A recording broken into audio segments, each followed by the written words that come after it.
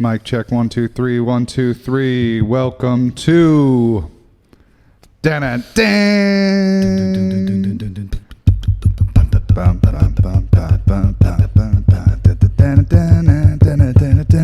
Welcome to the Bunch Podcast tonight. It is 10:42 p.m. on Friday, May 13th. Friday the 13th. Holy shit! What were we thinking? Oh my god! What were we thinking? No wonder today was such a crazy day. This is the first episode, so I think we should just go ahead and start talking about what our goals are. What are we trying to do here? Why are we doing this? Rafa and I met through mutual contact a couple weeks ago, actually. Even though everybody we've been hanging out with thinks that we've been friends since we were kids. We went to high school together in Brazil, actually. No, just kidding. But we met up and had coffee and started talking about the industry and work, and like anybody that somebody recommends I talk to, I tried to get them to come and work at Cantina or Mooncloud. And ultimately, at the end of that conversation, Rafa said, man, we need to broadcast this. Let's make a podcast, which is exactly how I like to roll. Yeah. Have an idea, execute idea. Here we are. Quick shout out. I want to do shout outs all night long because, you know, eventually, all night long. Eventually, we got to start having some sponsors on this thing, you know? Yeah. So first of all, quick shout out to Trumbull Studios for hooking us up with all the gear. Another shout out to Josh Crane and Jules Jensen, who helped us set up all this technical equipment, because although Rafa is more than capable, we certainly got ourselves quite the setup over here. But that is yet to be determined. The depth of my capabilities are yet to be determined. Yeah, we're gonna push you to the brink. We're gonna push you to the brink. We're gonna need a bed in here because Rafa's gonna moving into bunch ops. The wife's gonna be very happy about that. Absolutely, coming home every Friday night, having a little bit too much wine, shooting the shit, talking biz. So anyway, shout out to Trumbull Studios, Josh Crane, Jules Jensen for getting us all set up. And Mies Wines for hooking us up with the wine for tonight. We're drinking some Ganavat, nice natural wine out of France. And so yeah, Rafa and I had this conversation, and you know what we've really come to decide on is we want to be talking about big picture problems in our world under the microscope of Berkshire County. Because the truth of the matter is we got an awesome, killer community. Mm-hmm. But at this point, the picture that's being painted of our community, we got to step up our game. That's right. We got to get to work. That is correct. And the good thing is we have such a wild network here, and we have access to so many brilliant, creative, inventive people that the big picture problems we can solve on a micro scale here. And if that happens to trickle into Hudson Valley, happens to trickle into New York City, Boston, Albany, awesome. But you know what? Let's focus on right here, right now. But make sure we're talking about the big things, big picture always. Always, always, always. So, you know, we're definitely trying to come up with a good list of topics of conversation that we want to go ahead and turn the rocks over on, dig deep into, bring in some of these amazing people in our network to get some expertise, advice on so many different things.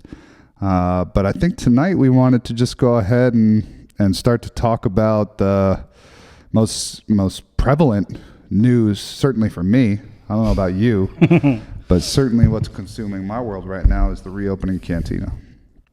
And I think that's a good place for us to start, at least.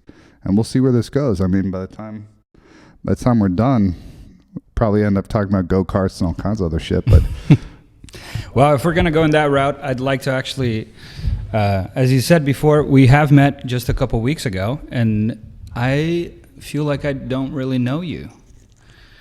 Although I feel like I've known you for a long time.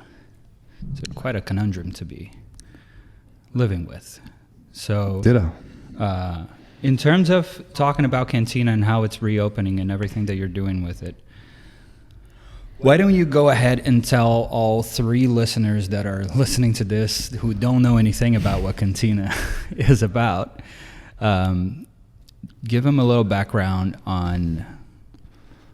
Well, let's start with giving a little background on you. All right, cool. Like just a little story from when the early years of little baby Josh to the father of 3. Father of 3. Wow. 4 counting the restaurant because it is a baby after all. Well, in that case, I got an Irish family. It's a lot more than 4, man. It's a lot more than 4. Okay, cool. Little background. You know, I was pitching to a bank this morning, so I think I'm warmed up on this. I grew up in New York City, downtown Tribeca, but way before it was cool. You know, it was a rough neighborhood back in the day. No, I'm just kidding. Without giving it too much, what year are we talking? That my wife asked me not to disclose on this publication. Yeah, unfortunately, you guys are going to have to rely on some other sources for that. But I grew up in New York City, and my parents bought a house in Hillsdale in 1992. And my father called us 50 out of 50 tours because we came up every single weekend, no matter what. It didn't matter what time he was getting out of work on Friday night. He wanted to get in the car with all 3 of us and the cat and the dog. And my mother is a bona fide professional schlepper. And so there wasn't a car big enough for us. I mean, we went from Windstar, you know, all the way up to the Suburban and made it up every single weekend. I mean, there were nights that we'd get to the bottom of the hill in Hillsdale, snowstorm, 11 o'clock at night, couldn't get up the hill with 2-wheel drive. My father would carry us one at a time up the hill just to get there. We all know a lot about that. Yep. But very quickly just fell in love with it. And I was chatting with a guy this morning, and we were trying to quantify what is it about the Berkshires that makes it so special. What is it? Like, it's a combination of the landscape. It's a combination of the culture, the people. I don't know. I keep going back. You know, I feel like vibe is the word of the year for me right now. It's all about the vibe. I want to be a chief vibe officer for life. Because we've all had such a challenging time the last couple of years, and I feel like the goal is just to get back to like a positive place, you know? Yeah. Happy place, good vibes only. Yeah. I mean, as cheesy as those T-shirts are, like, I got to get one of those. Yeah. But maybe we'll do a bunch podcast vibe. Yeah. All about the vibes. Yeah. So, been coming up here for a long time, and people always told my parents as I was growing up, they're like, oh, once they get into high school, you know, the kids aren't going to want to go up anymore. They're going to want to stay in New York. And truth of the matter is, my friends just wanted to come with, you know, because we had fun up here. And what was that like? What was that like coming up here as, you know, when you reached like high school age and you became like what I like to call young adults is anybody 18 or over, even though some people seem to think differently. I think an 18-year-old is an adult, a young one. Young. Because you have a lot of different freedoms that are certainly available to you. For sure. What was it like, and how is it different than what you see life is for 18 to 21, 25-year-olds now in the Berkshires? Well, I think a big part of it was community for me. You know, I was a part of Hevra, and we're going to Sunday school every single week, and kept going through high school, through confirmation class. Quick shout out to Rabbi Debbie Zecker, who was an absolute legend, still is. But I met so many people like through that class, and then that trickled into like their friends and their friends. So as I got to like 16, 17 and started to have the ability to drive myself around, we found ourselves, my sisters and I, feeling like our closest friends were up here. Like the weekend was here, and we were like, cool, let's go do things. Let's go for hikes. Let's go check out the water, the lakes, the rivers. Yeah. And by, I don't know, junior, senior year of high school, like we were trying to put on more fun stuff. In fact, Jules and I, again, don't want to date myself here, but Jules and I back in the day put on a party. He was with a band, High Organics, and I was DJing Sweet 16s, bar and bat mitzvahs, proms up here in the Berkshires. I started a little DJ company. My first business was Jams by Josh. And we did a full party because I was like, man, we got to be able to go out and dance. Like, I want to get my sweat on. Mm-hmm. So we were able to take over, through the Railroad Street Youth Project, take over Searle's gym. And yeah, senior year of high school, we put on a big party show called The Zoo. And that, in some ways, I always felt was like the catalyst of my wanting to provide good times in the Berkshires. When you talk about the gym, you're talking about the gym of the school that's across the street from the co-op? Yeah, exactly. And That sounds epic. It was fun. It was really fun. You know, we did, my boy DJ Scarebear did a set, I did a set, and High Organics did a set. And it was setting the tone for like, we have all of the pieces here to have a good time. Let's execute. And we did. And I think back to that all the time, just in regards to, you know, if you build it, they will come, and going back to community and whatnot. So back to your question a little bit, you know, what's the difference between kids now, kids then? I mean, so many different things. Obviously, social media is keeping people much more connected these days and knowing what's going on. But let's utilize that. Let's blow it up. Connected and disconnected as well. True, very true. You know, on different levels. So high school came and went. I ended up going down to DC for uni. And that's a story for another time. I don't know the story, but just saying uni, sounds pretty funny already, as it is. That's another time. And it was down in DC that I started cooking. I was a communications major, and as I was, coming up on senior year of college, my father was riding me, cracking the whip. Did you get a job? Did you get a job? Did you get a job? Of course not. I didn't get a job. I was working at a milkshake bar. Why communications? Why did you choose to major in communications? It's a good question. I think it was probably because like the classes I had picked in the first year or two ended up stacking up where that was the path of least resistance. Did you think of yourself years down the road when you were taking those classes? No, not at all. It felt like it was solidifying an academic understanding of what I innately enjoyed doing, being a people person. A social butterfly. And it wasn't until, that point when I had to really like come up with what's the career, where do you go with this? And I had interned at PR firms and marketing firms and was looking at the job fair and came to realize, I was like, damn, man, all the things that I'm actually learning in class and that I'm good at naturally are so much more applicable in a restaurant than they are in a PR office. What made you? Was there a particular moment that you can recall that made you realize that?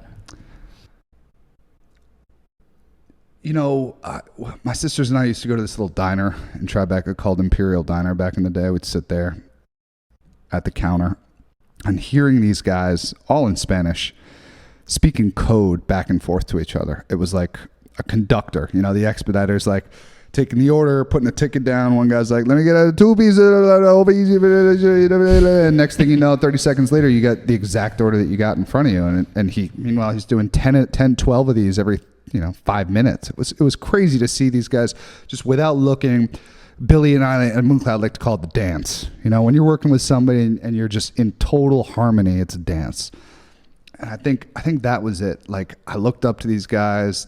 They were so cool. They were a part of my childhood, and realizing, man, like, restaurants are successful based on their level of communication.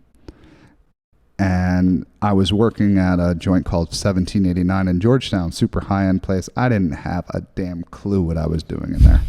I mean, what were you doing there? I don't know. A friend of a friend knew the chef, and so he took me under his wing and let me do a couple things and work garde manger. I had no responsibilities at that place. I would show up for service and make some salads and... Yeah, so for those who don't know what garde manger is, that's the person that's usually responsible for cold apps and salads and whatnot. Yeah, and I wasn't even like the garde manger guy. I was just like shadowing the Garmager guy. And he was like, here, you can put this carpaccio on the plate. And I'm like, oh man, this is awesome. Look at these super baggy pinstripe chef pants I have on, which later got caught in my, fixie bike on my ride home. So yeah, I decided, you know what, let's give this a go. I love to cook breakfast. I wasn't super into cooking, but I liked to cook eggs growing up. And my parents are great cooks, and we always cooked at home. So up until then, you didn't really have any like stories of being at home and cooking in a more intense scenario. Like you weren't obsessed with cooking in any way. No, I like to eat. Like it's something that happened with me when I was young, which we'll get to at some point. But I did have in a good chunk of my teenage years where I was obsessed with cooking. I never got good at it. I got good at music, which ended up... Anyways, we'll tell that story. That'll happen.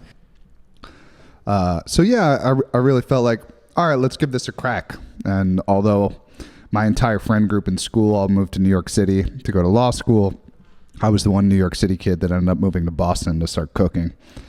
And hopped into it, worked my way up, really solidified that, that hypothesis of communication is key, and very quickly, met my wife, Emily, and we decided to relocate back to the Berkshires, which is where she's from. You guys met in New York City? No, in Marblehead, actually.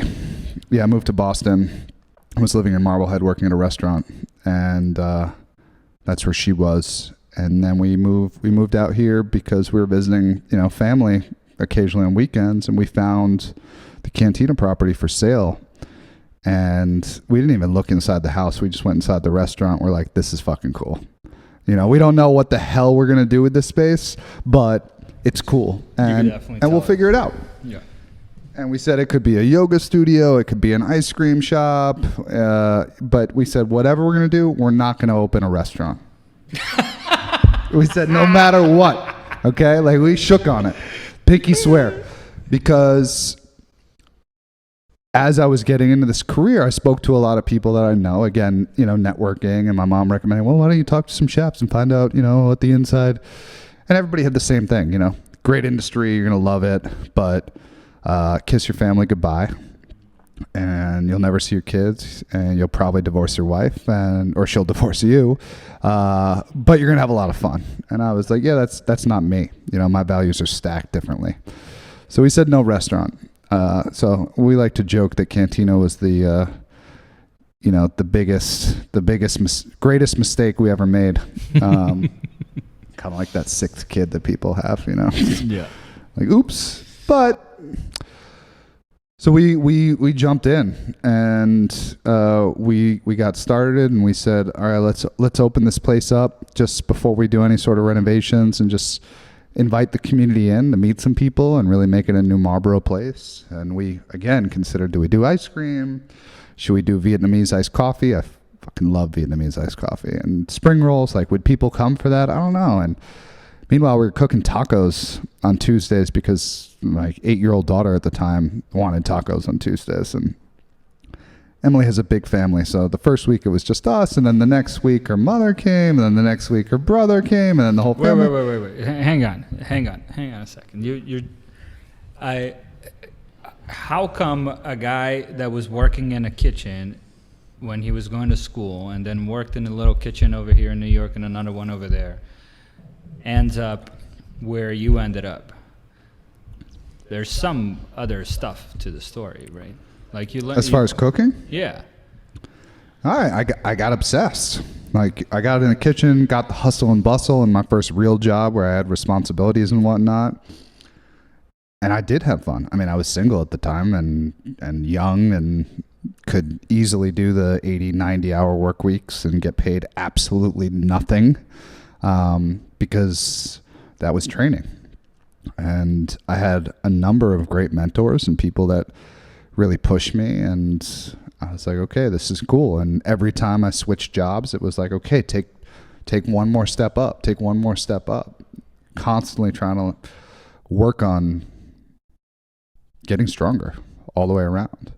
But let me tell you, man, when we were opening Cantina, I didn't sleep for months leading up to that thing. I mean, it is I thought to myself every single night, what am I going to cook? Is it going to be good? Is anybody going to like it? And then even if I'm able to come up with a menu for opening night, then what? Like, where do you go from there? Terrifying. In fact, I worked with a guy up here once I moved back before we opened the restaurant who said fear is what drives him to be successful. Oh, wow. It's the constant fear of failure that makes him excel. Which is, here, you want some more wine? Here.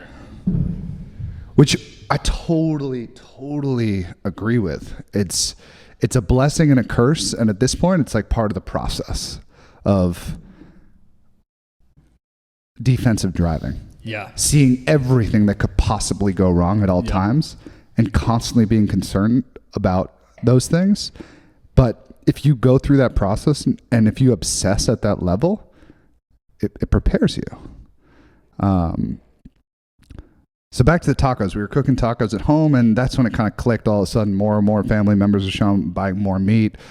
I'm buying more mezcal to make the margaritas, more avocados. I'm like, man, I can't afford this. I was like, you know what? Let's do that this summer.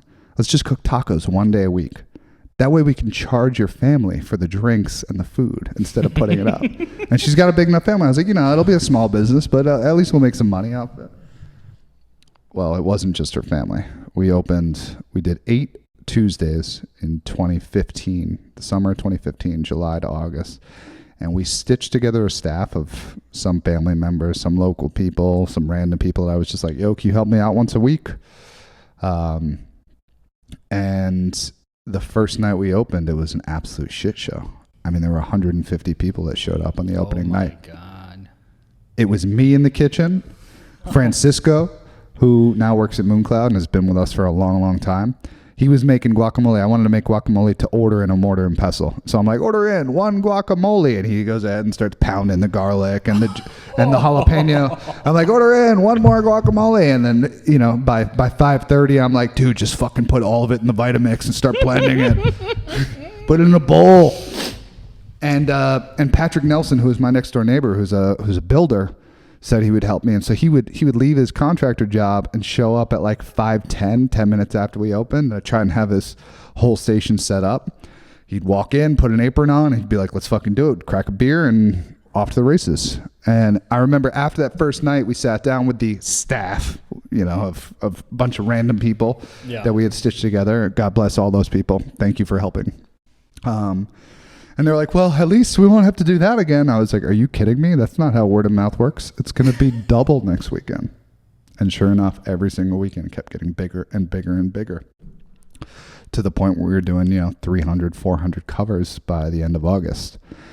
So that gave us the proof of concept, and also like the little bit of knowledge to be like, all right, we can do this. There's a demand for it, even though we're a tiny little building in the middle of the woods. What was it about the concept that you think attracted so many people right at first? Because there's so many restaurants I know that would die to have 150 people on their first night, and they just didn't. A lot of them didn't, and some of them don't right now. There's lots of restaurants that I know that have opened in the past year or so that might be doing well now, but certainly had a little bit of a steep curve to for sure create. I think it was, we had a good base. We knew people in the community. We weren't just trying to like pop something up out of nowhere. Emily having grown up here, me having grown up here, we definitely cover a lot of ground as far as that word of mouth and network.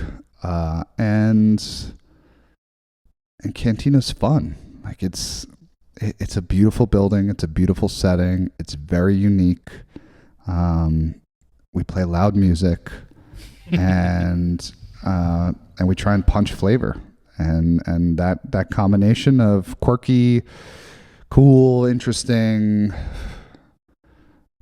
homemade kind of thing, it worked. And so we said, all right, let's go for it.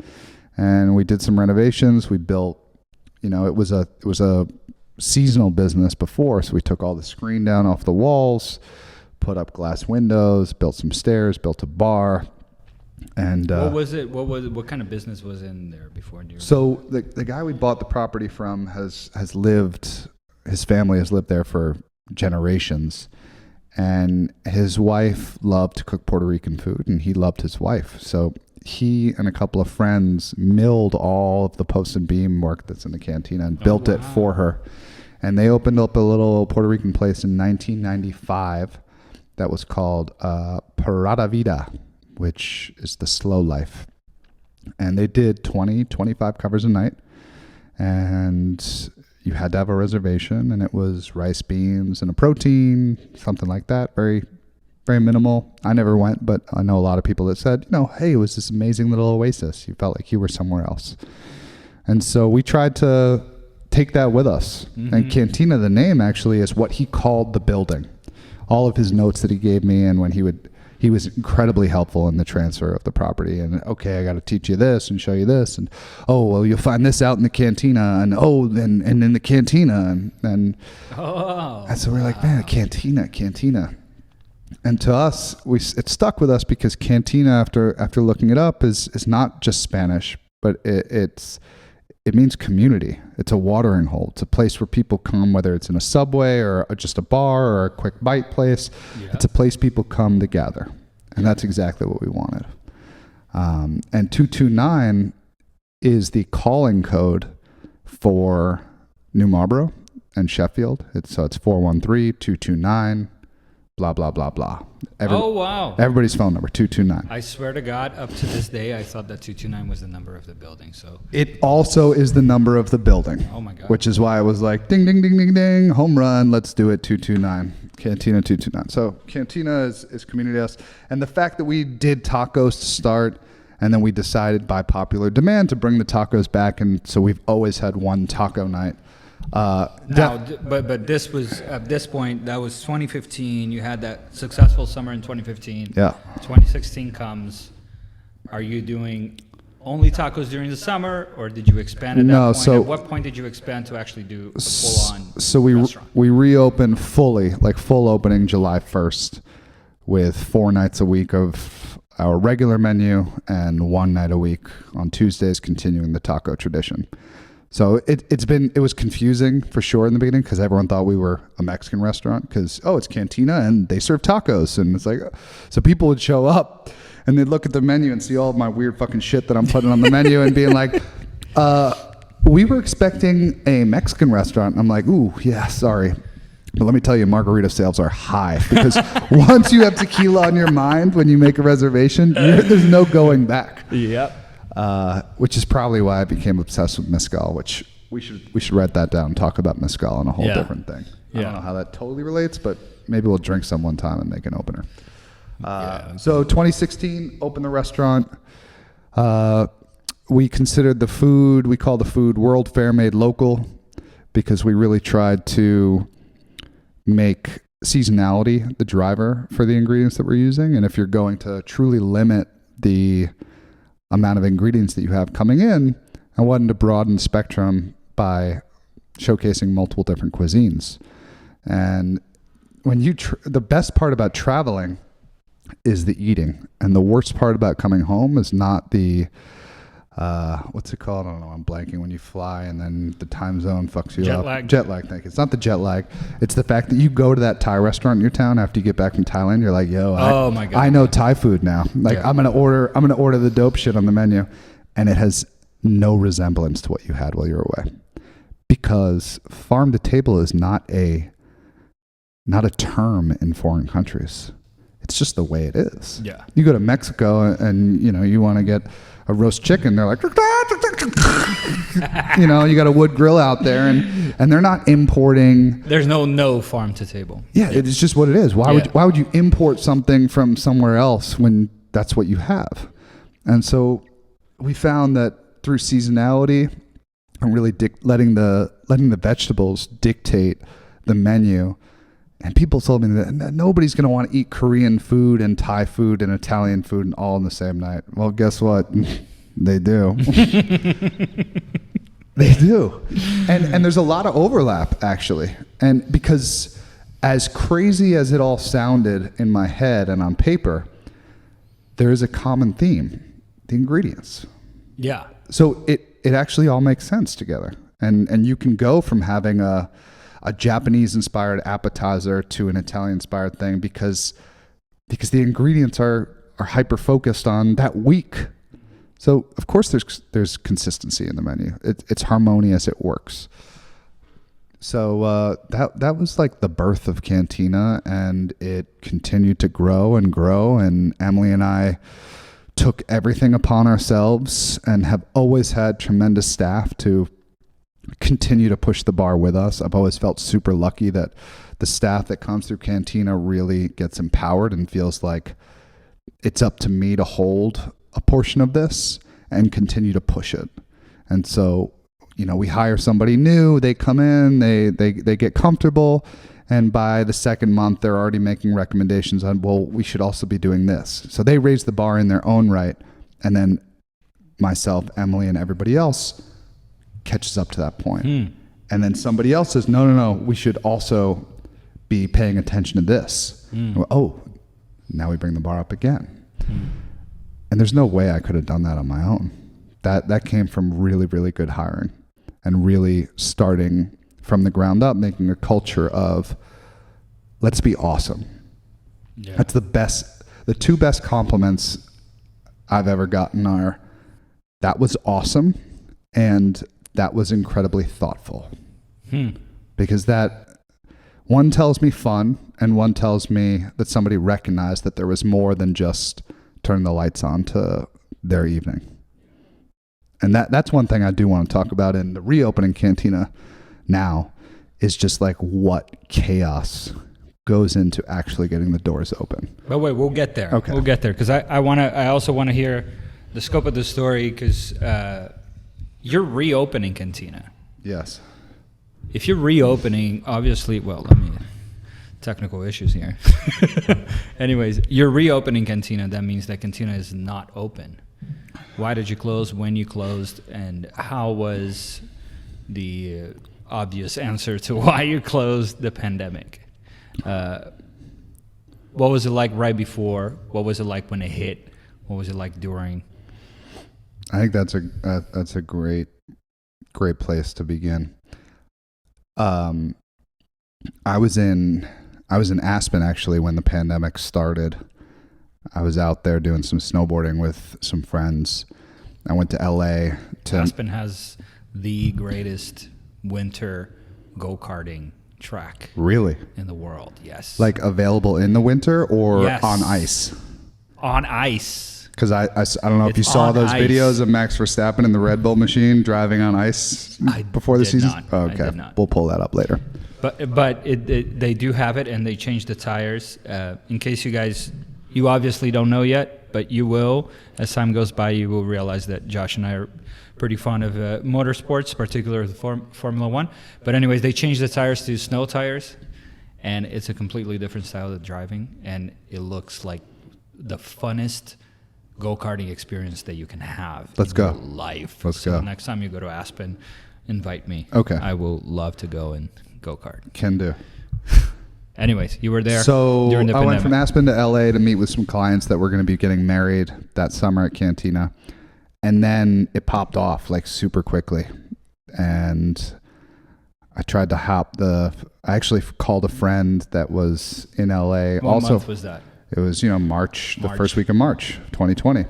And I called my friend Anna, who was living in LA at the moment, and was like, should we rent a car and drive home? Like, what are we doing? And anyway, I flew back, and I got back to the restaurant on Friday night. I'd have to look at calendar to see what date that was, Friday the 15th or something of March. I checked in with the team and was like, what are we doing? Like, what's the protocol? Like, okay, and we're splitting all the plates. We're not doing any shared plates, and we've removed 3 tables. And I'm looking at the dining room. I'm seeing all of these amazing regulars of ours, some of which that are like a little bit older. We have a nice older clientele in New Marlboro, and I'm looking at them like, what the fuck are you guys doing here? Yeah. Aren't you watching the news? Like, why are you here? Yeah. And it was full, and I called Billy because we had opened Mooncloud December of 2019. And just real quick, Billy, for those of you who don't know, all 3 of you, Billy is the epitome of bartender in the Berkshire County. The Stud. head mixologist of all of us. Gangster. Yes, very much so. So I called Billy and I was like, Billy, what's it look like down there? He's like, it's bonkers. It's bonkers. And I grabbed Emily and the three of us and Sarah Wallach at the time and Ren Price kind of sat down. We're like, what are we doing? And we decided that night to pull the plug on both businesses. And this was pre any announcements that that's what you were supposed to do. Both businesses meaning Cantina and Mooncloud. Correct. Yeah. Correct. And so we pulled the plug and it was amazing. Like everybody snapped into action. Like this is at midnight. Wow. After a Friday night service. And then we split up. I was still at Cantina. Billy was on, FaceTime with us. And the Cantina crew, we kind of looked at each other and we were like, okay, kitchen, start working on a to-go menu. We're moving to to-go tomorrow. Front of house, start building a website. And we were all there until 4:30, 5 o'clock in the morning. And by 9 o'clock the next day, we had a full online store. We had ordered some grocery items and developed, essentially like converted all the mise en place that we had done into stuff that was going to be packaged and ready to go out the door. And it was a good week, 10 days that we were doing this, and everyone else was like, why are you doing it? We're like, it was just too crazy in there. I didn't feel comfortable. There were so many unknowns. There still are. It's weird. Yeah. I remember that week. That week was 1 week in particular that was incredibly dark. It was like the 1 week where the restaurant I was working at the time, we were all sort of waiting for Governor Baker and Trump at the time to just tell us what it was that we were going to do or not. And it was incredibly dark going into the supermarket and seeing people that and you can just see the tension, and everybody's like very uncertain. Very uncertain. Not knowing at all where to go or what to do or what to think of it, or even how to talk about it. I remember one instance I started talking to a friend of mine about it, and then I quickly realized that his kids were right next to him, and he just looked at me and was like, should we be talking about this in front of the kids? I'm like, I don't know. Yeah, totally. Do you? I don't know. It was weird. Yeah. But we all adjusted, like it became new normal very quickly. And, pivot has obviously been the word of the last 3 years. Yeah. And it feels like we opened 10 restaurants in the last 3 years. From going from to go to then doing, the grocery, to then doing family meals, to then all of a sudden it's springtime and we opened up outside and we built a trailer so that people could just be outside. And then Cantina turned into Woodstock and there were a bazillion people on the lawn, and we were getting calls from state police saying that we were over capacity because the whole road was full of cars because we had the space for it. I mean, we had just built the deck the year before. So, we scored there in having this massive outdoor space that was defined. But then with the lawn, I mean, people would show up an hour before we opened and set up their blankets and Margaritaville chairs. And I'm serious, man. I'm serious. And it was this big thing. And Mooncloud did the same thing. We moved to the back field behind the building on the other side of the road tracks. We spray painted circles on the lawn as like social distancing circles, like claim your circle and then don't leave your fucking circle,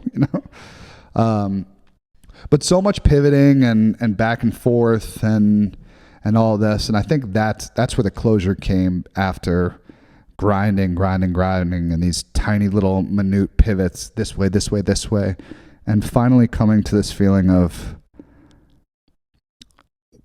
this industry can't go down. There's too much demand, right? We learned that during COVID, that people need restaurants. Yeah. I mean, that first closure period where everything was shut down, and then once things came back in the spring, it was like, hallelujah, like, thank goodness.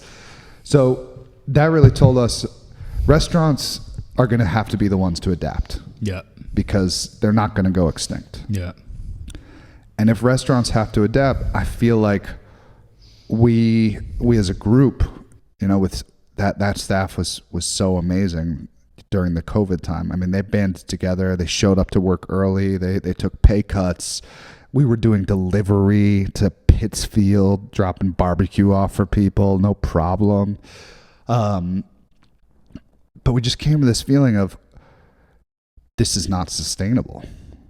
Like we're working way too hard. We're way too smart to be doing this stupid shit over and over and over again every day. What's the saying? Insanity is doing the same thing over and over again and expecting a different result. Right. Well, that's what it felt like. Every day we'd show up to work and we were getting it done. There's no question about it. But it was like, it didn't feel.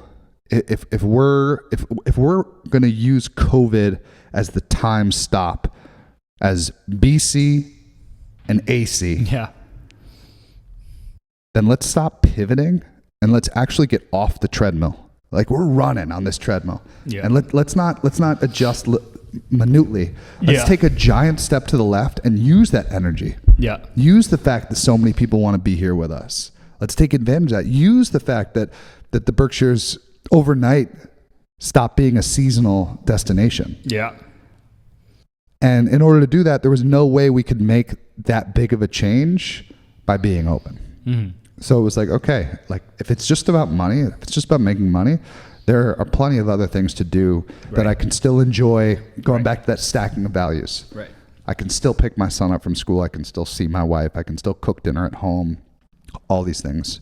So we close. I mean, we closed on July 5th last year in the middle of summer, canceled hundreds of reservations for the rest of the summer. Because I just said we need to take a break. We need to step back. We need to assess the situation. Another analogy. I'm big on the analogies these days, just because the shit that's going on in my head doesn't quite make sense. Yeah. When I say it out loud, so I have to I have to resort to something that does make sense. But another one I've been throwing around is, it's like whitewater rafting. You're going down this rapid and you're making these quick, super like, boom, you hit a rock, you spin around, and then you do. Instead of doing that, we got out of the boat and we sat on the side of the stream and watched everybody else go down and started taking notes and saying, oh, if you slow down right there and you actually hit the rock a little bit, you can get a nice bump and go all the way to the right, and then cut back this way, and really strategizing, trying to think about it, critically, bird's eye view.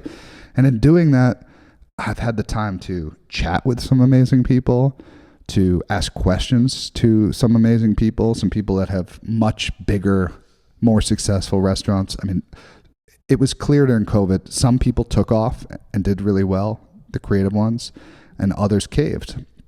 And so I tapped as many resources as I could. Hey, what does come next? I read this amazing book called The Next Supper, which is all about what comes next for restaurants post-COVID. And it wasn't until I don't read books. I'm dyslexic, and the last book I read before this one was Phil Jackson's autobiography in 8th grade. Oh boy, because I'm a big hooper. But my father got me this book for Christmas, and I sat down one day because I had time all of a sudden. And my daughter, who's 13, comes in the living room, sees me reading a book. She's like, Josh, what are you doing?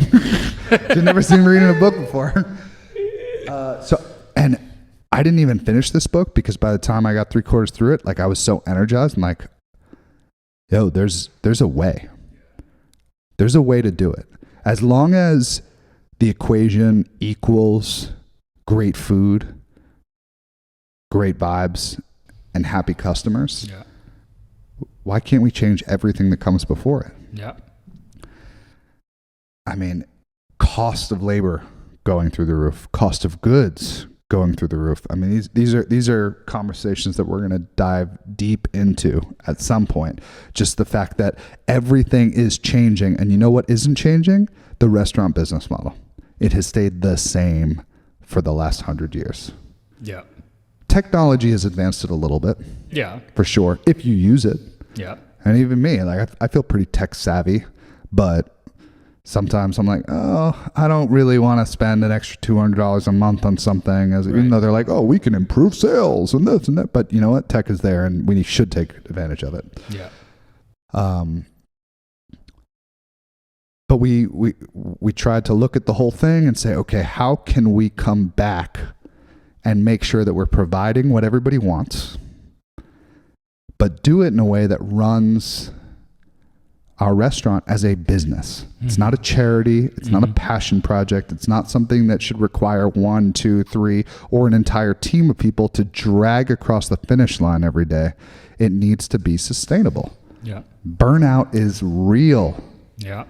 And truthfully, I don't think that the closures for restaurants are anywhere close to done, because people are still, it's like adrenaline. You know, your buddy is in an avalanche and you got so much energy and the adrenaline, you can shovel him out. But by the time you get him out, your arm's falling off. You're done. You're toast. Yeah. So I think restaurants have been in that survival mode. That's where we live. We're in the weeds. I mean, as cooks and restaurant people, we're okay being uncomfortable for the most part. It's a lifestyle of like, I'm going down. I'm in the weeds. I'm tired. I got to get up again. I got to do it. Put the show on over. But that wears you down big time. Yep.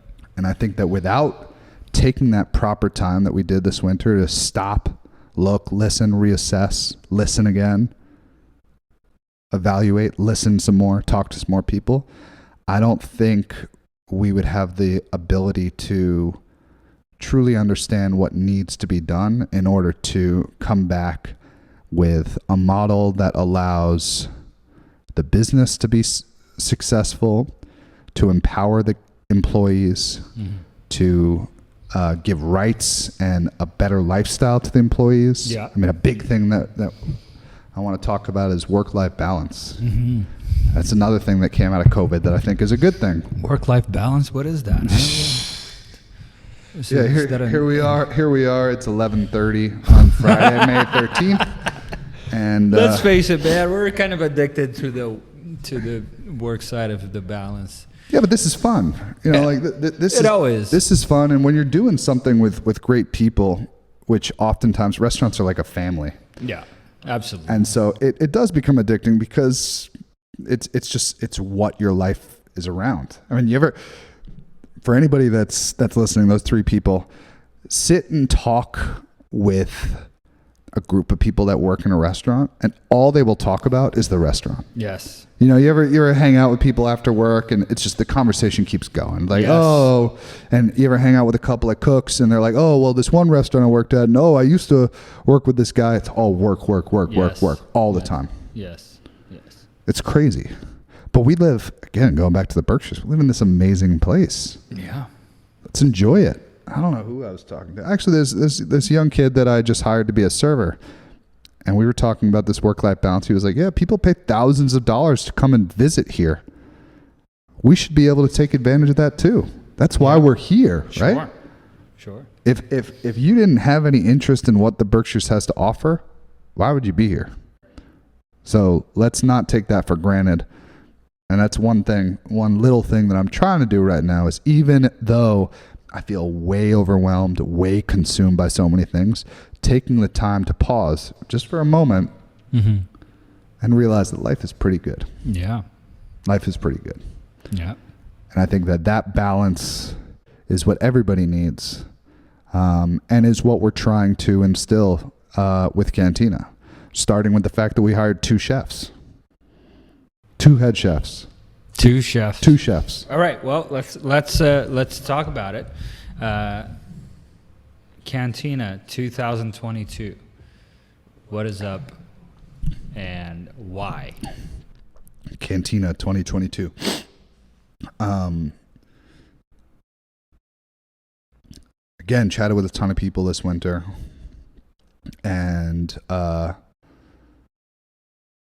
met with both of these chefs that are amazing, talented people, very well respected in the community. Both grew up locally, and came to this realization. You know, I want them to be able to take the next step. They've been executive chefs at restaurants before, but I want them to have a full look at the full business. And in order to do that, being a solo chef operator is very challenging. I mean, the fact that I have Emily on my team, I mean, she hates it when people are like, oh, you're Emily, you're Josh's wife, or you're the Cantina wife. Brutal. Because if anybody followed a camera around her in a reality TV show, they would see the opposite. They'd be like, oh, your husband walks around and prances while you do all the work. That's fucking cool. So yeah, being a solo chef operator is incredibly difficult. And especially with labor, the way it is, both difficult to find and also expensive. I recommended to both of them as we were starting to negotiate what this deal was going to look like. I was like, what if there were two of you? What if you split the workload of a chef in half? I mean, how the difference between a salary for a line cook and the salary of a chef at a certain point are not too far off. And so why not pay the extra little bit to go ahead and bring somebody that is a duplicate of yourself? I mean, that's what every chef wants. Mm-hmm. They want 2 extra hands of their own. They don't want to have to continue to babysit. They want to, this is what I want, and they want it handed to them. That's the dream. And we don't have that in the Berkshire. So having 2 chefs. Yet. We don't have that yet. We don't have that yet. But yet another conversation we'll get into on how we're gonna build that stock of interested young people. But yeah, these guys met, and we, as an icebreaker, actually, the 3 of us all wrote an opening menu for Cantina. They had not met before, and we sat down, the 3 of us, and we walked through our menus, and it was this hilarious thing of like, ooh, cool, oh, awesome, and like reading each other's chef notes and seeing what each other's visions of the future looks like, and realize. I imagine that at some point in this conversation, you're going to tell everybody a little bit about the menu. About the menu? You want to know about the menu? About the menu. Yeah, I might be able to fill you in on a little bit about the menu. When you do that, I'd love to hear what your menu for Cantina is. Yeah. I don't know where that is. Just I don't like know if a couple of up, things. But I couple of like goodies. A couple of goodies. Yeah, sure. But these guys, they're excited to have each other. They're excited to be a part of our joint,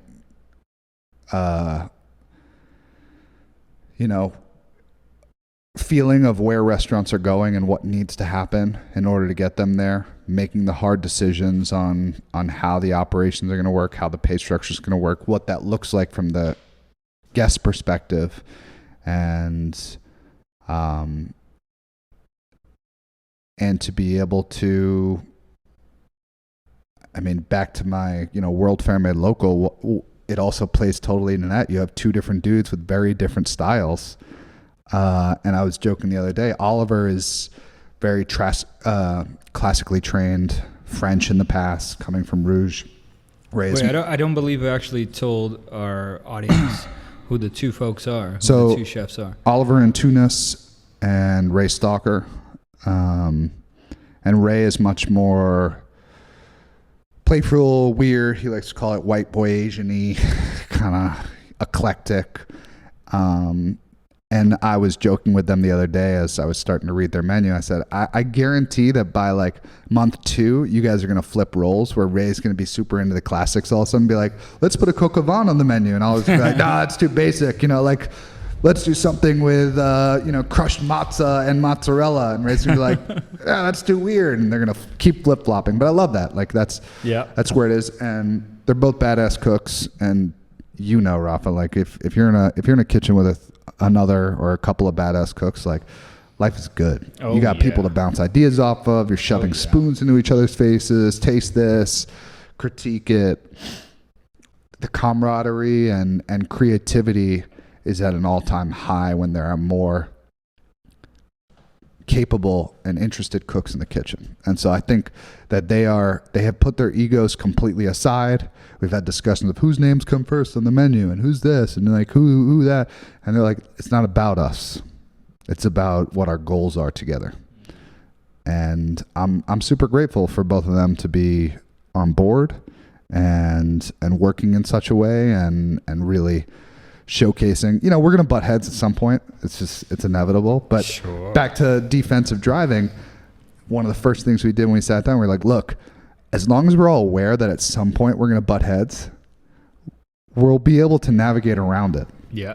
Just be on the heads up. Know that, like, hey, this could be the conversation, fucking, cranberry or grape on something. Like, that could be that, ooh, this is the one. And know that's coming. Be like, you know what? Is it really worth getting in this thing? No.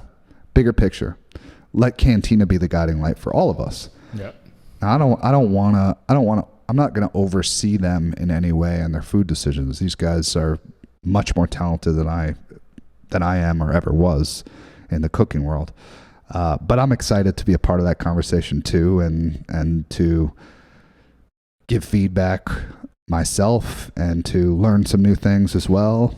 Yeah. And see where this thing goes. I mean, as far as the opening menu goes, they asked for me to give them all of my old menus.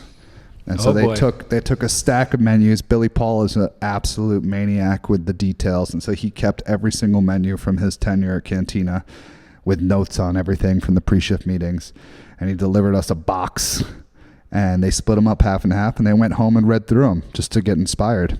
And then essentially they said, let's start with that, and then we'll go from there. And so they got some of the big hitters coming back that have been fan favorites for years, with a new spin on some of them, but trying to keep it familiar. And Are we leaving that up to our guests to find out when they arrive, or do you want to tease them a little bit with what? I could tease them a little bit. The Bibimbap is coming back. Ooh. which is exciting, considering that was a big dish for a lot of people, and hasn't really been on the menu since COVID for sure. Oh, wow. Haven't had any bibimbaps. What else is on there? I saw a buckwheat Bellini with smoked trout roe and whipped creme fraiche on there. Mm. I saw some foie gras on the menu, a ramp rangoon with XO sauce, I think, that I was smelling today being made. They're excited to get into the pasta machine. We have a pasta extruder and make our own pasta at Cantina, and so they're excited to be playing with that. Always wanted one of those. I saw a gnocchi sardi dish on there with some crispy prosciutto, uni, spring onions. I'm starting to see that our audience is going to start noticing my every time you talk about food. Yeah. Here's a compilation of Rafa being hungry. Should I text Billy and have him bring us a tagliere board over here right now? If you do that, I will be forever grateful. That is for sure. So the food will be fun. We're trying. What about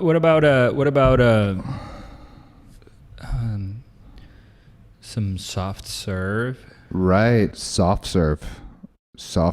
Well, it's funny. Both of them came to me and they were like, I'm not an expert in desserts, but I like to make desserts inspired by nostalgic childhood memories. Mm-hmm. And to me, like, soft serve is the epic one. Like the Mr. Softy ice cream truck, and being like, chocolate vanilla twist. If you were totally crazy, you get the double stack, cone. Man, I can't imagine eating that much ice cream right now. But soft serve machine will be back, and they're excited to start playing with that. That's for sure. Big news. That's some big news. Yeah, it's going to be awesome. So I'm not really worried about the food. We've been so focused on guest experience and business optimization, and actually I want to talk about a couple of, like, the new things that we dug up that we're going to be implementing. That before you talk about that, okay. I'd like to ask you to tell people a little bit.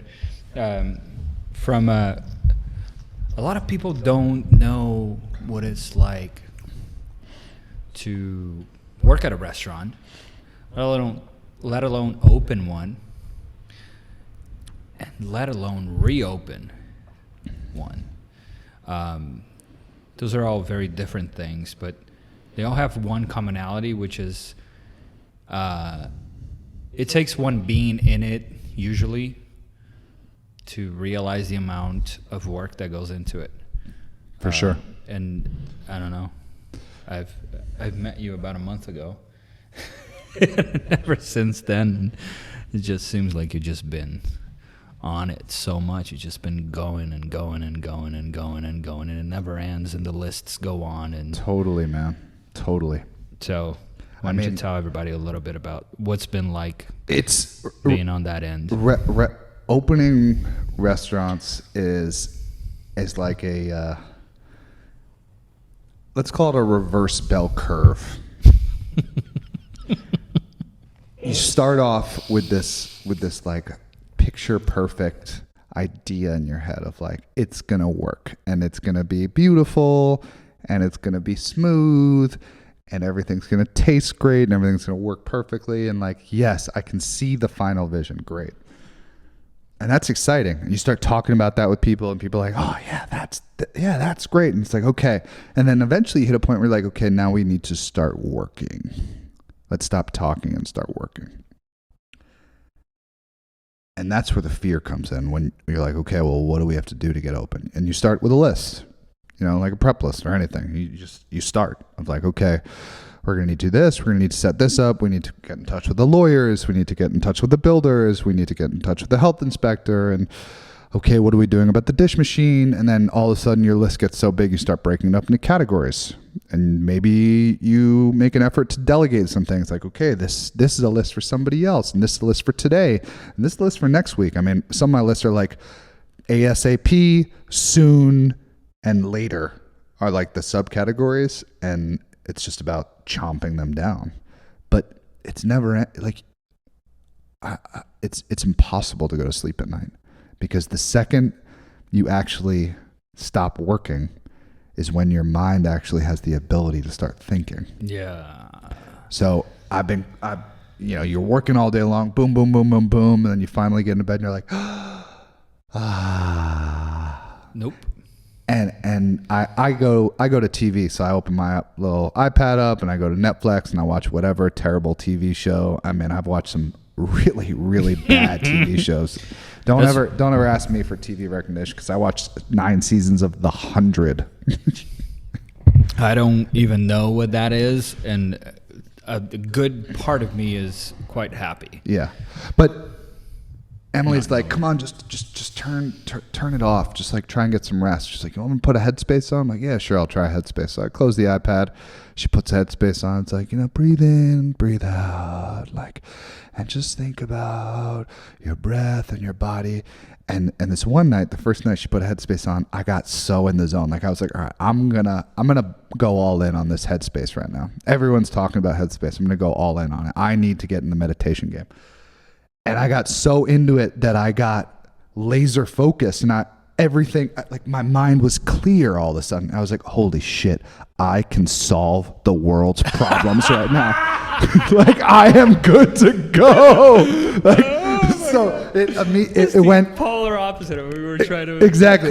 It went from like this to just like laser focus. Like, okay, step 1. What's the first thing you're gonna do tomorrow? You're gonna wake up. Then what? Okay, next step.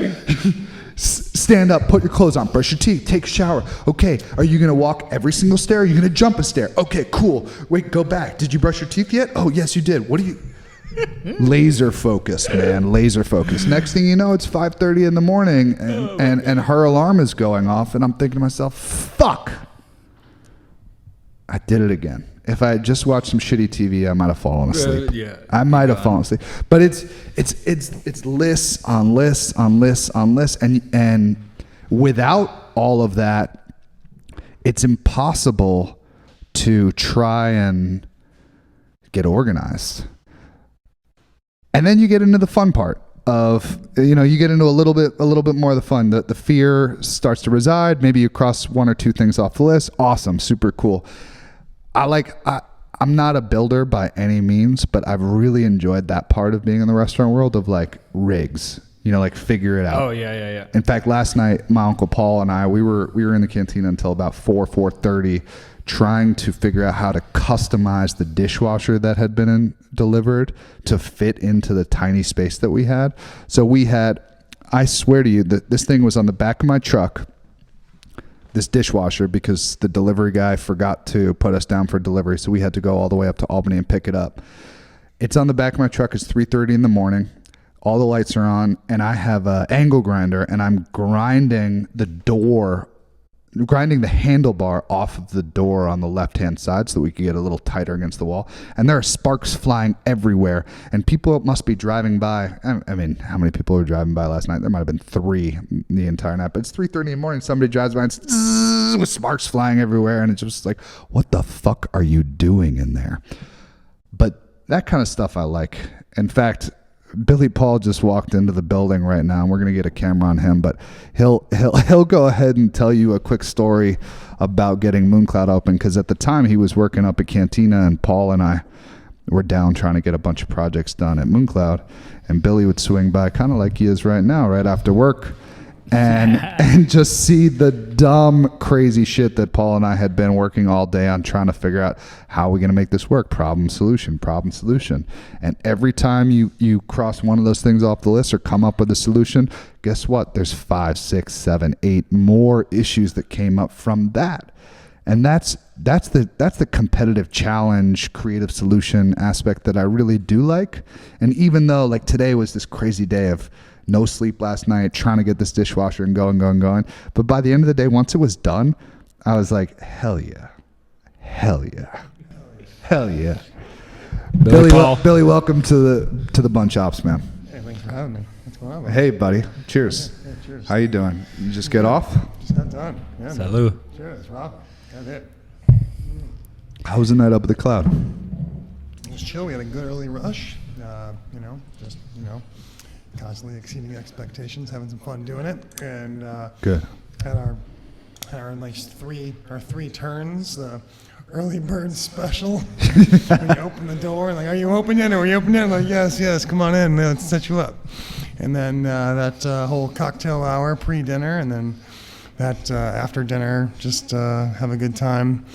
Jam some tunes, have a good time with it. But sometimes the town closes itself, and we just abide. You know, like, We'll let that there's happen. no point in forcing it. You know. And other times the town doesn't want to go home. And No doubt. Sometimes we abide and sometimes we don't. Right. Yes. But yeah, it's funny. I remember that story you were just. Oh telling, yeah. man. Oh, man. Get into that a little bit, because Forget I think my about it. ears Oh, still man. hurt from that night. That was bananas. It was funny. I mean, because like, you know, the competition, the struggle, the drive, all those things that you're talking about. You know, it comes down to like when I showed up one night at 2:30 in the morning after we crushed a killer Cantina night. I mean, probably lingered for like a blind mezcal tasting, and then Ren and I come down, and sure as shit, you and Paul are just struggling with this drill. You drag a 600-pound, like drill Press. We run a massive drill press now. And only to find that it didn't fucking work. And so, in order to actually drill the holes to hang the infinity shelves. Yep. Oh man. Well, not only did the belt kept slipping on it, but also the bit was so worn down that it took forever to put these holes through the thing. And the screech on the ash that we were using. Yeah. I mean, Billy walked in and immediately grabbed headphones and was like holding headphones over his ears. Yeah. And Paul is at this point so frustrated and like 16 IPAs deep at this point.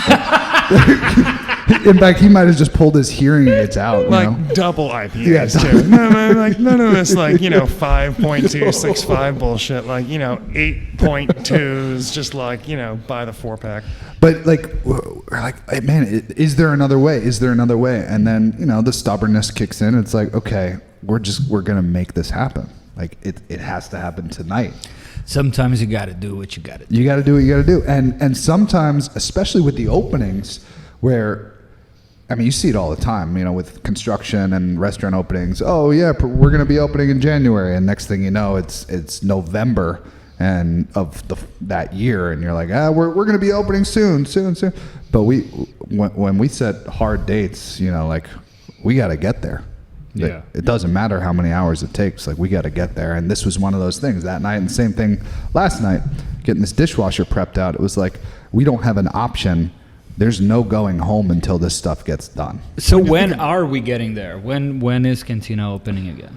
So we're hosting a industry party coming up soon, just to welcome the community of hard-ass working people that have been grinding it out while I've been prancing around chatting with people like you, Rafa, about things.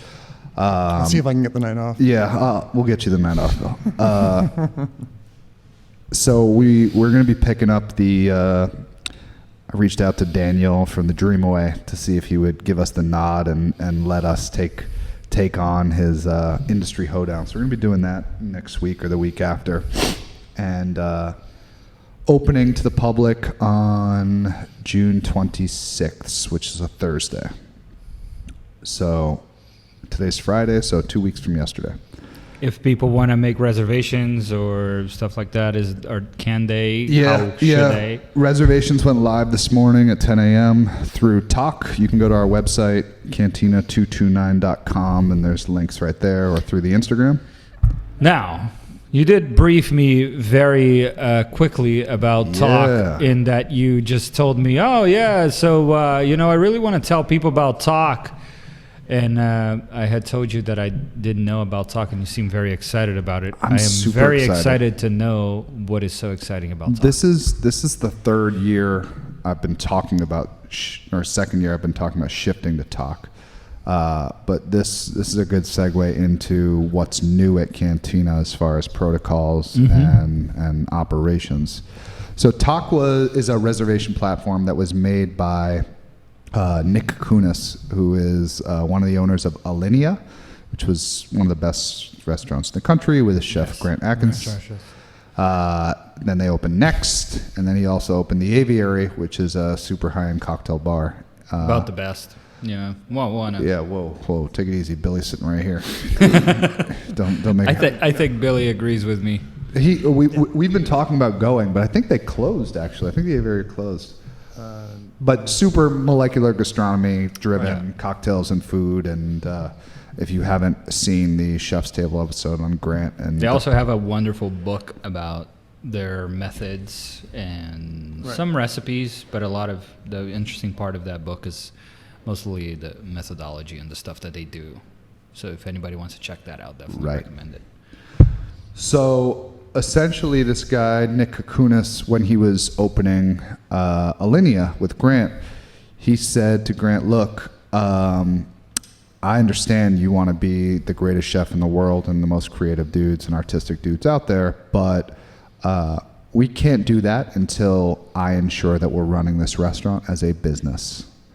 And so he really did. And in the Chef's Table episode, you'll see Grant painting desserts on the table and all this crazy stuff. But that didn't come until they ensured that they were running a successful business. Because so many restaurants are like, break even. I mean, the margins are super, super thin. And so many other things contribute to the fact that it's not easy to make money in this business.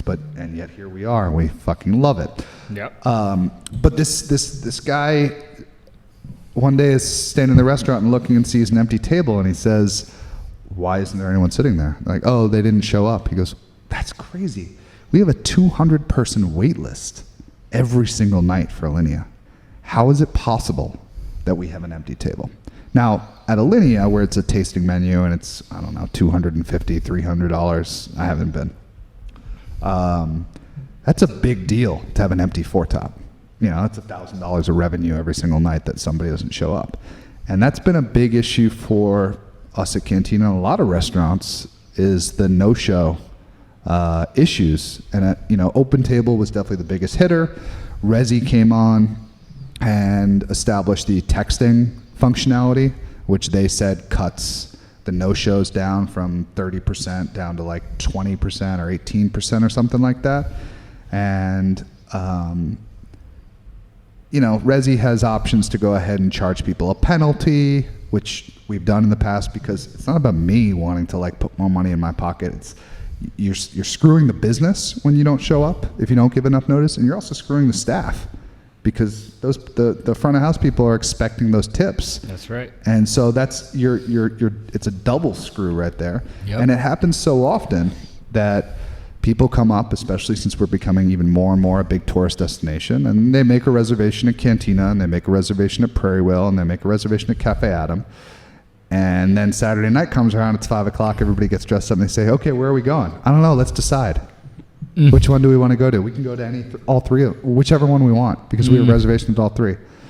And I call from the Cantina phone. I call a reservation when they don't show up, and no answer. Call again, no answer. Then I pick up my cell phone, which has a 917 New York number, and I call the same number, and immediately, hello, gotcha, sucker.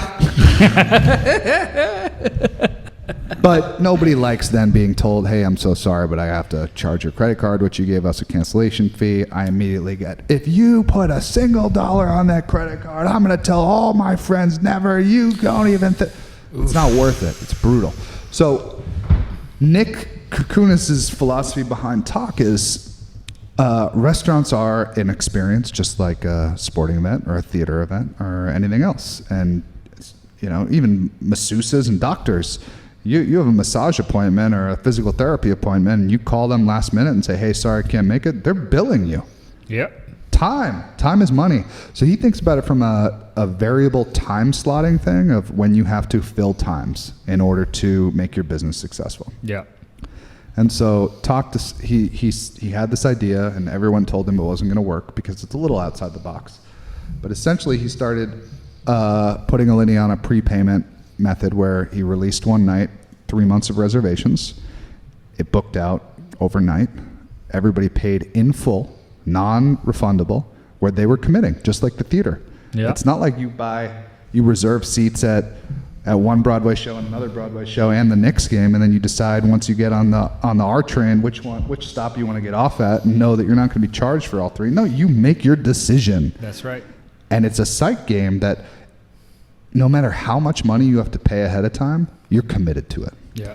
So they did it at Alinea, and it dramatically. So Talk says that they've now reduced the no-show rate down to, I think yesterday she told me 3%, something like that. Oof. So it helps. That makes a difference. So as I'm trying to figure out ways to expand where we can spend our money, employees, higher quality products, which are continuing to be expensive, and all these other things, I'm trying to find ways to make sure that the business can actually sustain that. And this is one of those things that I've found.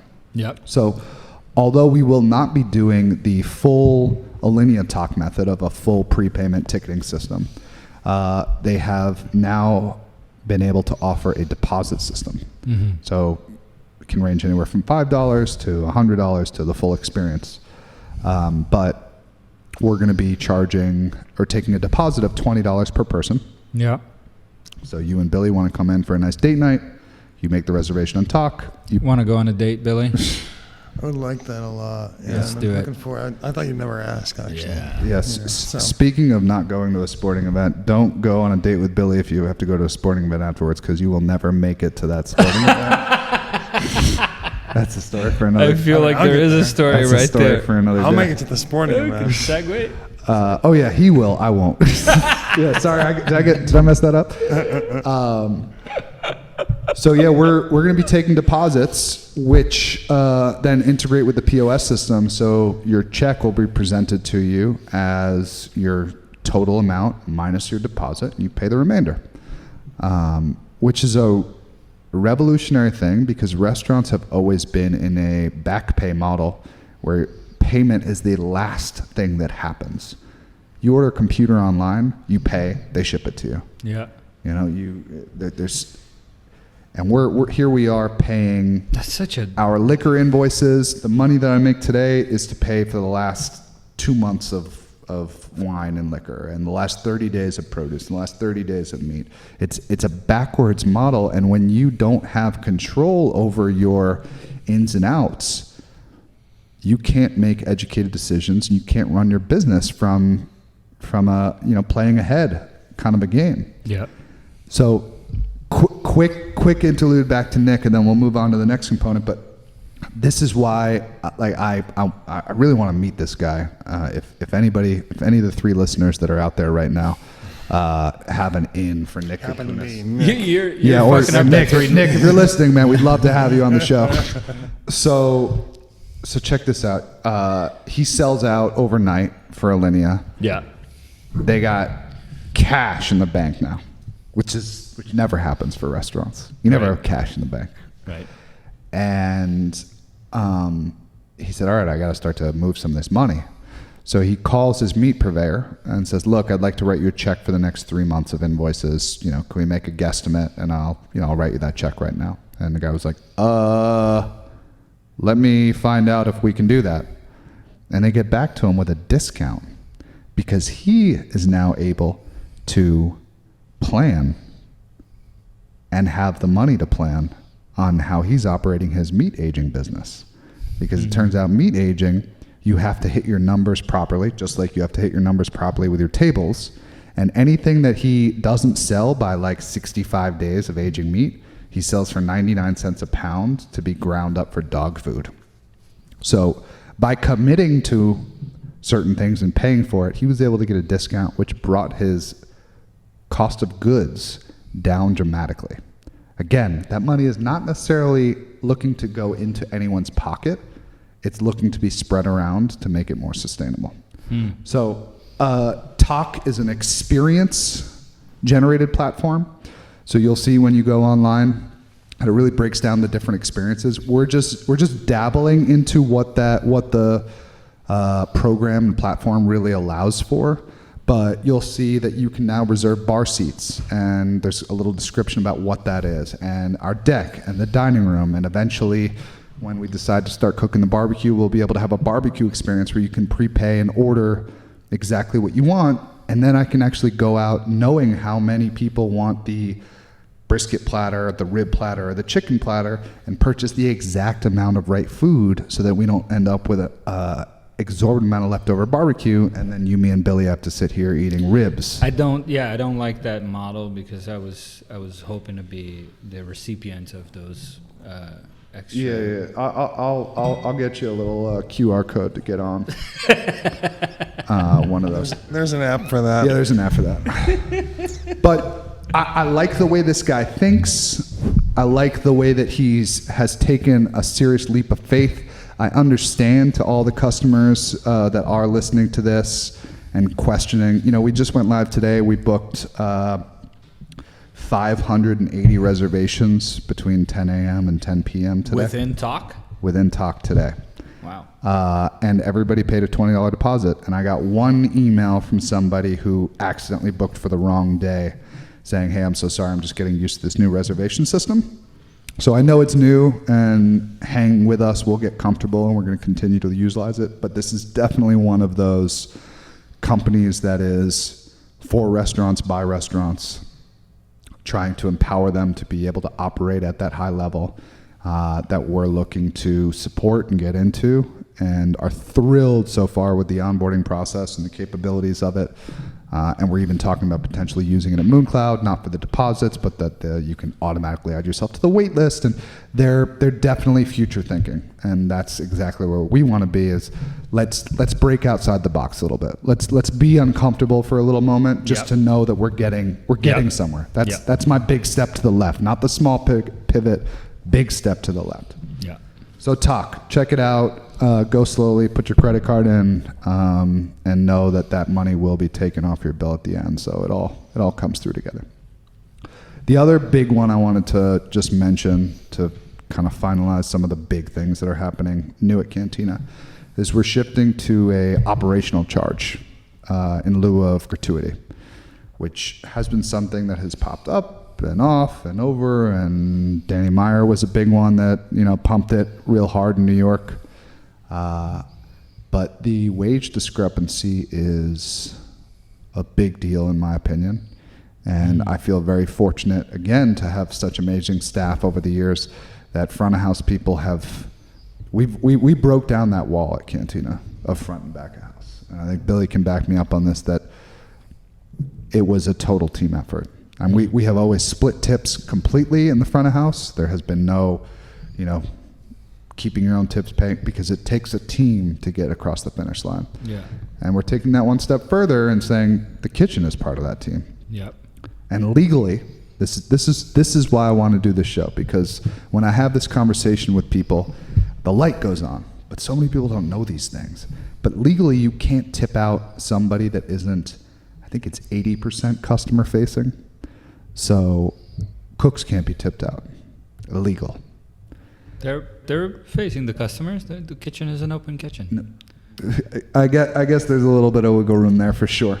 80%. If the wording in the law is customer facing, All right, well let's get all it takes is tell your boys to just look at them. let's get my attorney in here and we'll start talking about this. Right. I think there might be a loophole there for sure. Eye contact. Yeah. We shouldn't advertise the loophole too much so that I know, I was the gonna law doesn't decide that it's like, oh, you know what, those folks at the Bunch Podcast did find a loop in a hole in our law. We better close that. Other restaurateurs are going to start having customers coming up to them and be like, if you just cut a hole in your kitchen, you can start tipping out the kitchen. Let me tell you, I'm looking forward to dining experience. Yeah. Yes. Exactly. So the cost of living is going up. Businesses need to be on the hook for paying people what they're worth. Yeah. And this has been a big topic of conversation. And this winter, I looked in the mirror and I tried to think about, how did I contribute to this issue? Because that was just the world that I came up in, of like $550 a week is your salary. Yeah. You work 6 days a week and brunch on top of that. So 7 shifts. $550 a week, and you show up at 11, you're out at 2 a.m. It's absurd. But here I opened up and I thought I was being a good guy, paying people minimum wage hourly or slightly higher salaries and still working them to the ground and being like, this is normal. You got to get through this part. Keep going. And getting in arguments with people who are asking for a day off, like, hey, could I have Saturday off to go to a concert? And me being like, what are you, crazy? You work in a restaurant. You don't get days off. Yeah. But that's fucked up, man. I don't want to be that guy. So what has to happen is businesses need to step up and say, look, I'm committing to paying people what they're worth. Yeah. No matter what. I'm not saying everybody has to shift away from tipping, because as fucked up as tipping is, it's here to stay, and there's no way around it. We're all ingrained to tip. I mean, that's why we go to foreign countries and it's uncomfortable, right? It was also Danny Meyer's realization when he switched from the Danny Meyer. For those of you who don't know, is a restaurateur out in New York City. He still has a couple of very successful restaurants over there. 11 Madison Park being one of them, is a 3 Michelin star, probably one of the best restaurants in the world. He doesn't own that anymore. He doesn't anymore. No. Well, then forget about that, everybody. He still, I think, owns the Shake Shack, Gramercy Tavern, and Union Square Cafe. Union Square Cafe, which is also a very, very good restaurant, very successful. The Modern. He's switched to a model that a few people might be familiar with, which was a model where the gratuity, the tip that you usually add on to your check at the end of the night, was already added onto it. To the check itself when you received it. Essentially a 20% auto gratuity, right. but it it's was not an auto gratuity. Auto grat, but instead of being, you would usually encounter that if you're going out to dinner with 8 people, bigger group. He would do that if you were alone in the bar. He found that a lot of his staff was making less money. Right. By doing that. Right. Well, And, the front of house staff. Right. But the main thing was that a lot of the culture of restaurants and a lot of the things that are developed within it have to do with the staff becoming close to the customers and having a relationship with the community that they serve, and the community being generous to basically help out in whichever way they can. Sometimes that being financially, sometimes that being just showing up more or whatever. But anyways, I think he ended up reverting to a regular tip model after that. Yeah, I think they've gone back and forth a couple of times, and I think the problem there is because you're in a city, and so staff has the ability to move around, and customers also have the ability to move around. And that's one of the reasons why I really want to test this out and then share our findings with the other restaurants around here, because the restaurants up here have a lot of power, actually, because we have this tremendous amount of tourism coming through. And so if we all actually get together and decide, look, these are the standards of dining in the Berkshires, this is what it takes, whether it's higher menu prices, gratuity included, pre-charging for reservations, whatever it is, like you get on board or you don't go out. Yeah. Now, I'm not trying to push people out of going out to restaurants, but I do think that as such a tight community, we can band together and find ways to make things work. All right, that's the whole point of this podcast that we're trying to put together. Yeah. Of what are the big picture problems and how do we focus the microscope and investigate how that's impacting our small community. And with all the people that I'm working with on the number of projects, what we keep coming back to is we can make change here. And so let's do that. Yeah. And this is one step. Yeah. This is one step, and this 22%, I bumped it up to 22% because I've also been looking at credit card processing, as a huge one, impact on the bottom line. Especially with the amount of things, like as wonderful as it is that like people have Venmo and all these other like little, social media like transaction little actions that they can, swap back and forth. It's not utilized as often as it could be, as it should be. And we get stuck with a 5-top that splits their ticket 4 or 5 ways. Yep, and each time you split a ticket, there's a 30-cent charge on every credit card and a 2.678, 3.4 charge on top of that. So you got a 2-top, they split it. That's very, chivalry is not dead. Lovely, thank you, appreciate that. But hey, don't be scared of Venmo, It adds, Help us out. It adds up, and I'm looking. How can we get benefits to people? Yeah. And then I'm looking and being like, holy shit, I spent that much money on processing fees last year. Who is it a convenience to? You could argue both sides, the customer and the business, for sure. Yeah, sure. But you as the customer, the difference of $2, right? $2 on a $100 bill. Is that going to make or break your choice to dine out? No. But that will make and break my choice to be able to offer full health benefits to my employees. Yep. I mean, I can't do it otherwise, right. So what are ways I can chomp away at it? So I looked at some new POS systems that are offering ways to pass along the credit card processing. POS systems, for those of you unaware of what that is the little computer where we put in the order and where we print the check for you. Do you know what POS even stands for? Point of sale. Oh, right. I knew that. Sorry, it's late. Shit. That was dumb. I'm still trying to come up with a joke. I got It's this quite- piece it's of just shit right over in here. there, but So it's- anyway, what I was saying. What's gonna take me to get you into this piece of shit over here? I tell you what, your processing fees covered. Boom. I got your credit card fees over here. Boom. Forget about it. You want this piece of shit? You can have that piece of shit. I got the best piece of shit over here. That's gonna get you. I tell you, this is gonna be the most successful restaurant in the whole fucking county, right now. Rafa, can we pull his mic? Yo, elephant in the room. What's going on with this cowboy hat full of reposado tequila? What the fuck? That is some real. I don't even know. This was a. I will have a little bit of that if I think I'm brave enough to have some of that. I don't. To quote one of my favorite like movies. a- I didn't say I was offering it. It's like a 19th century wheelchair of tequila. Yeah, here let's see if the camera can get a nice shot of this little Camera. cart, and it's a glass hat, and then there's a bottle holder. There's a whole bunch going on there. We'll do an agave episode at some point. We'll drink it then.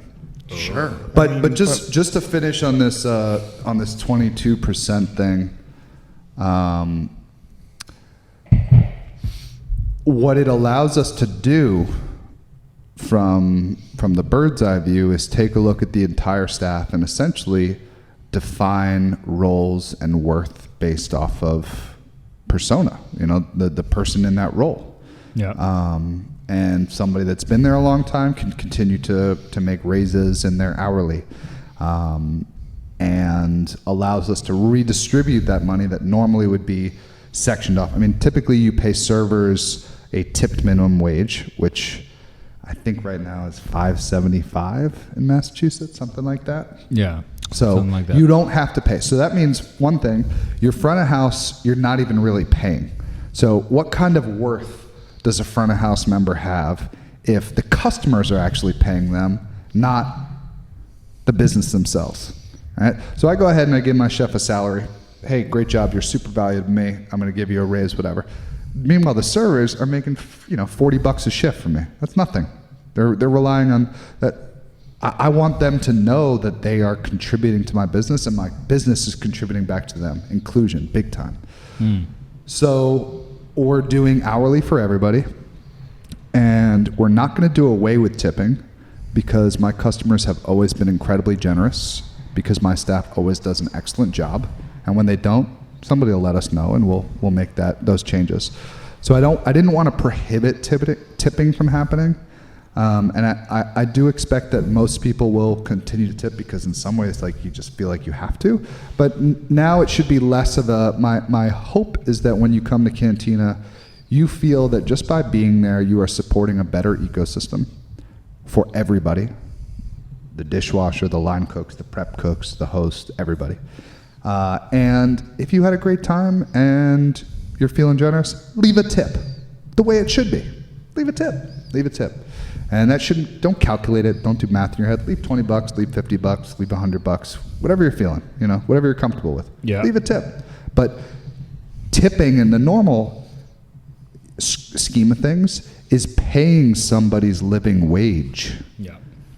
So when the food takes a little bit longer to come to your table because there was a gigantic to-go order that got placed, and the chef, or the owner, because he was trying to cut corners, didn't bring in an extra person that night, so there were only 2 people on the line, and so your food took longer, and then you actually go ahead and decide to only tip 15% on your bill, you're just fucking the person that was your server.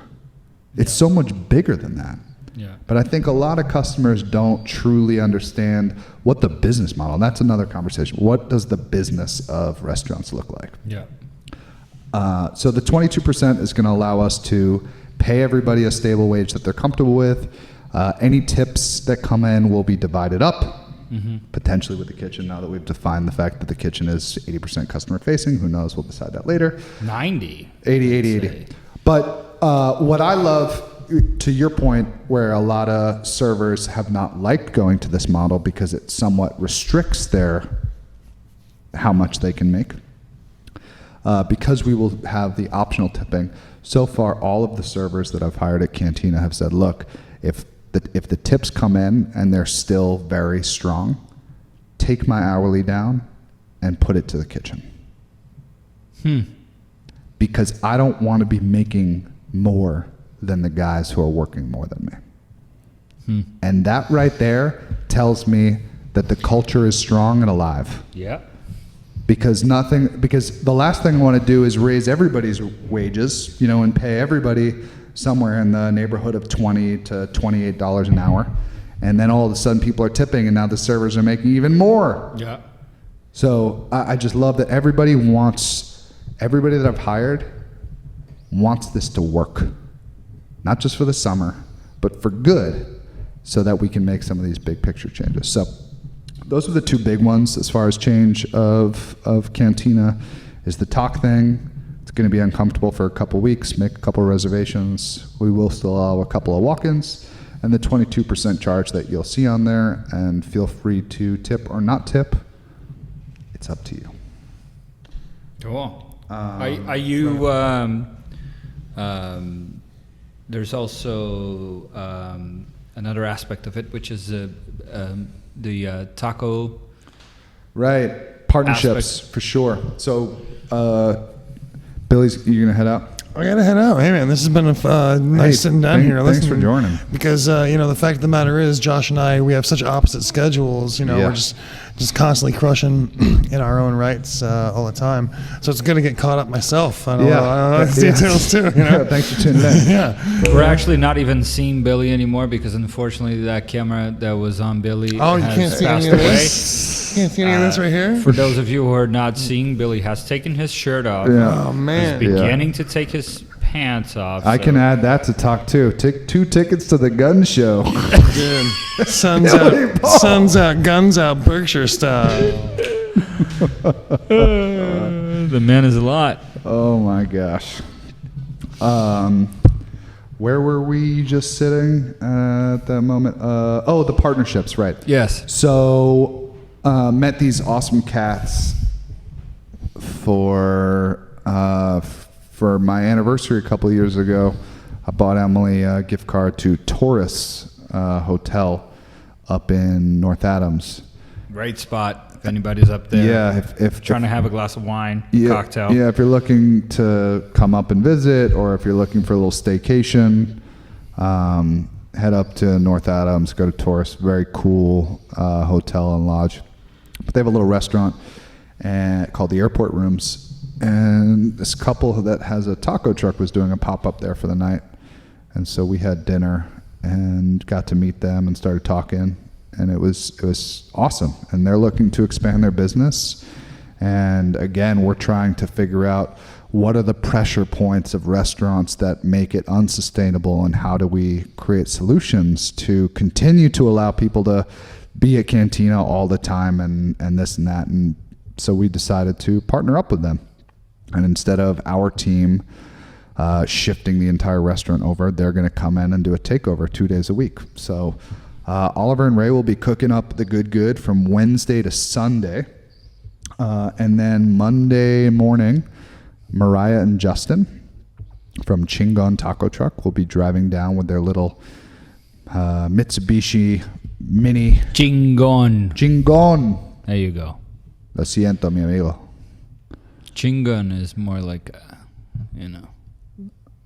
Chingon. The G word. Okay, I'm sorry. I've been out of the kitchen for a while. Haven't we all? So yeah, they're coming down and going to be doing posting up outside in what was last year the barbecue shed. So Mondays and Tuesdays will be 100% fast casual, in that you can still make reservations, which will essentially guarantee you a table inside the restaurant or on the deck. But you won't have table service. So there will be a host. They will bring you to your table. You'll get comfortable, and then you'll be able to get up and head to either the main bar or the auxiliary bar outside. Order your tacos, get them on a tray, sit down, have a good time. Keep it casual. And we're super excited for them to be joining us, and that puts us at 7 days a week.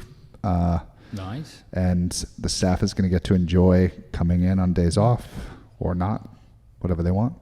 Yeah. And in the wintertime, once the season's over, Justin and Mariah are going to go ahead and move inside the restaurant and continue the takeover and the Mexican theme night, but not be doing just tacos, but instead a nice comprehensive menu showcasing some traditional Mexican cuisine and dishes in a much more a la carte composed menu style.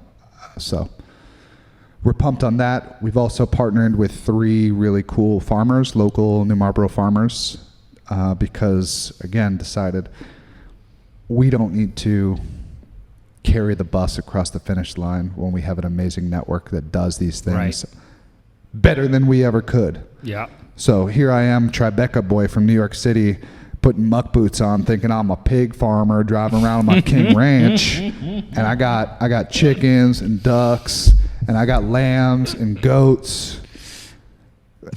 It's a lot of fucking work, man. It's a lot of work. I bet.